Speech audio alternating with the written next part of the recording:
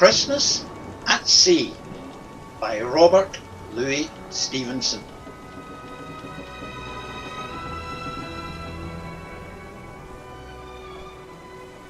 The sheets were frozen hard, and they cut the naked hand. The decks were like a slide, where seamen scarce could stand. The wind was a nor'wester, where blowing squally off the sea, and cliffs and spouting breakers were the only things alee. They heard the surfer roaring before the break of day, but 'twas only with the peep of light we saw how ill we lay. We tumbled every hand on deck, and instanter with a shout, and we gave her the main topsails and stood by to go about. All day we tacked and tacked between the south head and the north. All day we hauled the frozen sheets and got no further forth. All day as cold as charity, in bitter pain and dread. Put for very life and nature we tacked from head to head. We gave the south a wider berth, for there the tide race roared.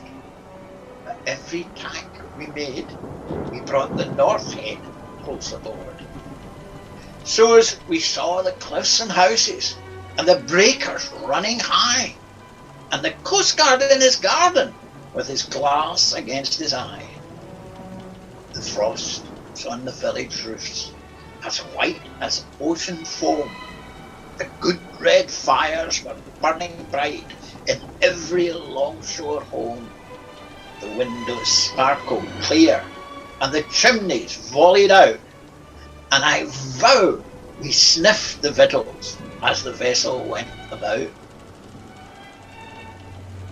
The bells upon the church were rung with a mighty jovial cheer, for it's just that I should tell you how, of all days of the year, this day of our adversity was blessed Christmas born, and the house above the coastguards was the house where I was born.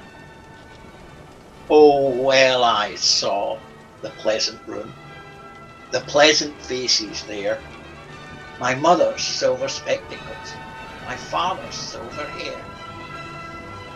And well I saw the firelight, like a flight of homely elves, go dancing round the china plates and stand upon the shelves. And well I knew the talk they had, the talk that was of me, of the shadow on the household, and the sun that went to sea. And oh, the wicked fool I seemed in every kind of way, to be here hauling frozen ropes on blessed Christmas Day. They lit the high sea light, and the dark began to fall. All hands to loose the topsails, I heard the captain call. By the Lord, she'll never stand it, our first mate Jackson cried.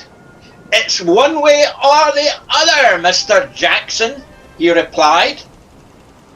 She staggered on her bearings, but the sails were new and good, and the ship smelled windward, just as though she understood, as the winter's day was ending in the entry of the night. We cleared the weary headland and passed below the line. And they heaved a mighty breath, every soul on board but me, as they saw her nose again pointing handsome out to sea. But all that I could think of in the darkness and the cold was just that I was leaving home and my folks were growing old.